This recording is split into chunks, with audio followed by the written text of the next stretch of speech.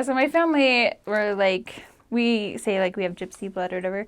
So we lived on a boat when I was like 10, and we lived on a boat in Florida. We lived there for about a year, and then we moved to the Turks and Caicos Islands, where we lived for another year. In the Turks and Caicos Islands, my dad was the only priesthood holder, and that's why we were asked to move there by the mission president of the Puerto Rican mission.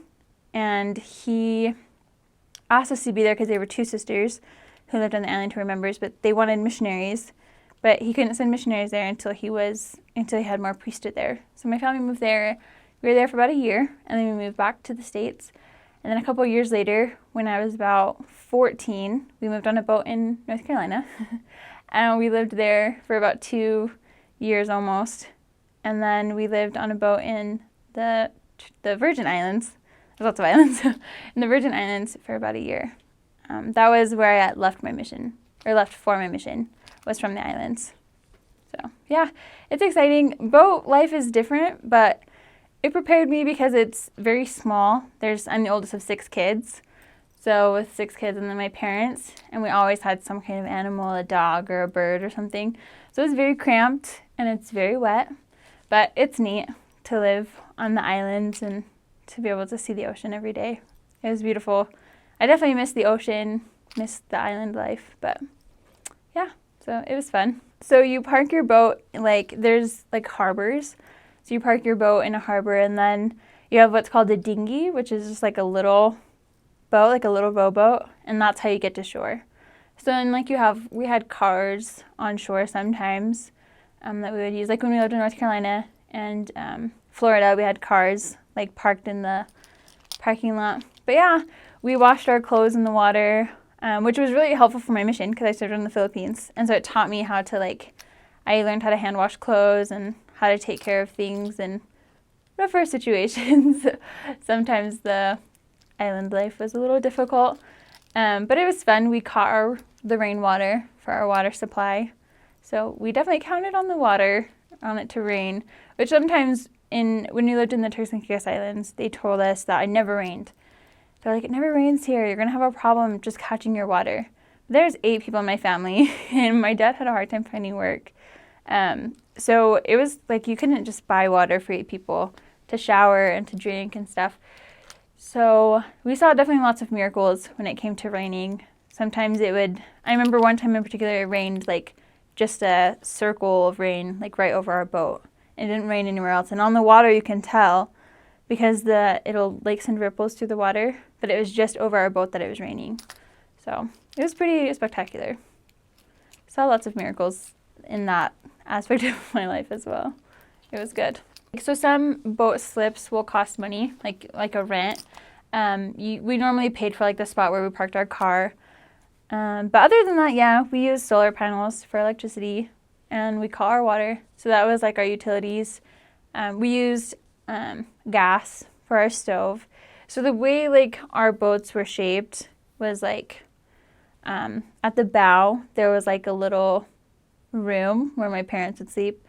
And it's just it's kind of small, but it has a door, and then there's a little bathroom, and then there's the galley where the kitchen is, and there's a little seating area, and then there's the middle outside, so you have to go up a little bit of stairs, and that's where the steering wheel is and stuff. And then there's another room in the back, in the aft cabin, and it's a little bigger.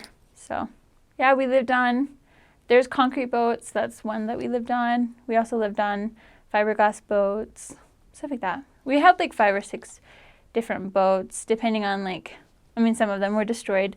Our boat in Hurricane Wilma was put on the land.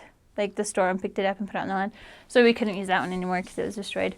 And a couple other times we've had our boats get destroyed or messed up or whatever, so we had to get new ones. But mostly fiberglass boats, about 50 feet long.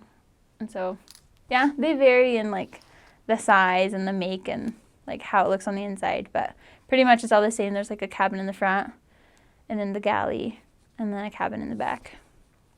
And we just washed clothes over the side of it.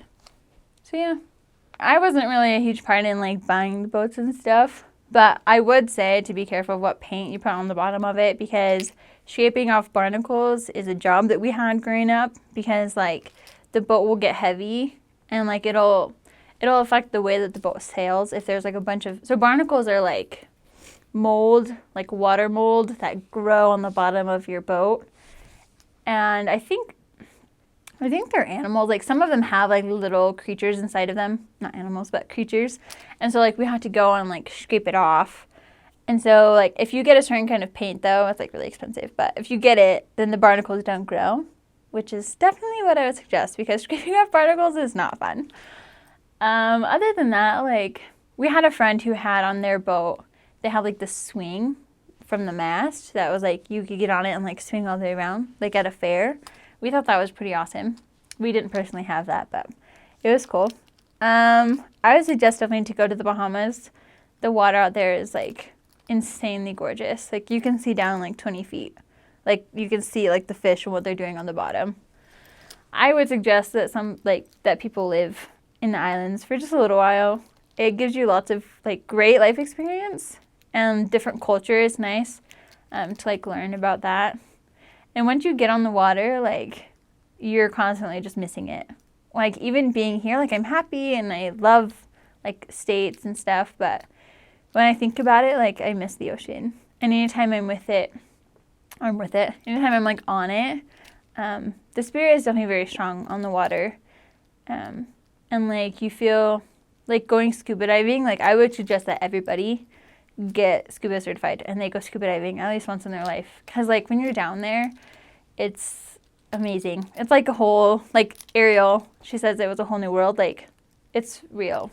When you go down there, it's beautiful, and you just feel the spirit so strong because you're like in the middle of nature, like in an unnatural way that just makes you feel connected. I don't know, it's wonderful. I loved it.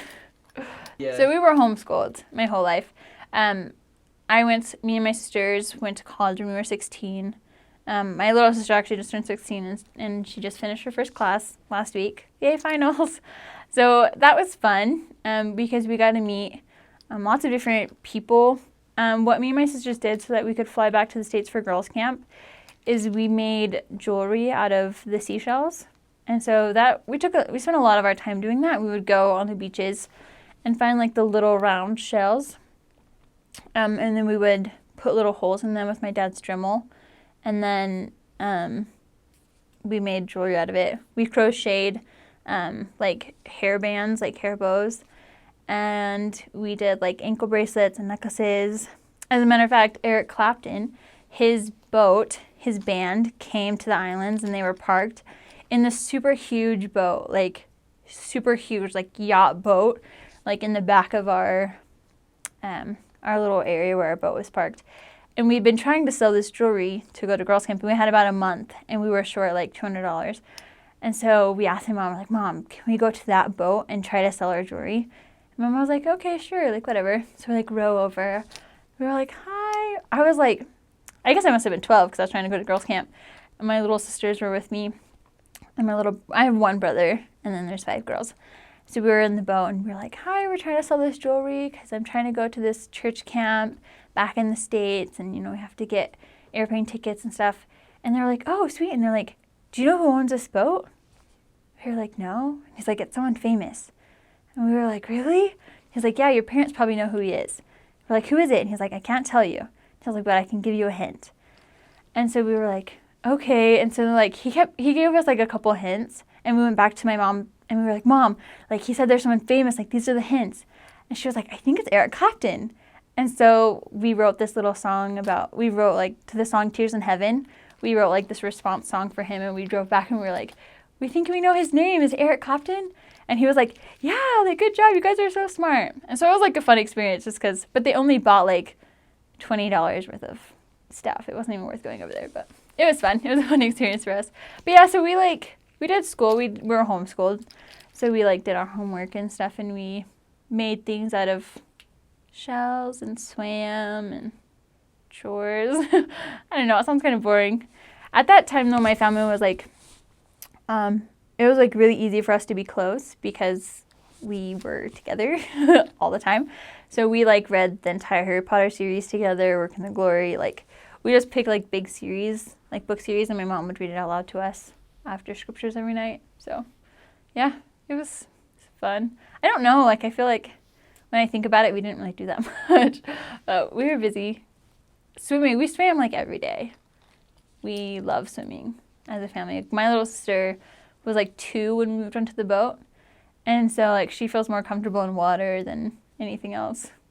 So yeah. My parents decided when I was about 9. My dad grew up on a sailboat, kind of like during the summer. His grandfather would take him and they would stay on the sailboat all summer and just go sailing. So my dad loves the ocean and he loves sailboats and he loves to be on the water. My mom at the time, because she had a 2-year-old, was not at all like excited about the idea. She was like, oh, it's so dangerous.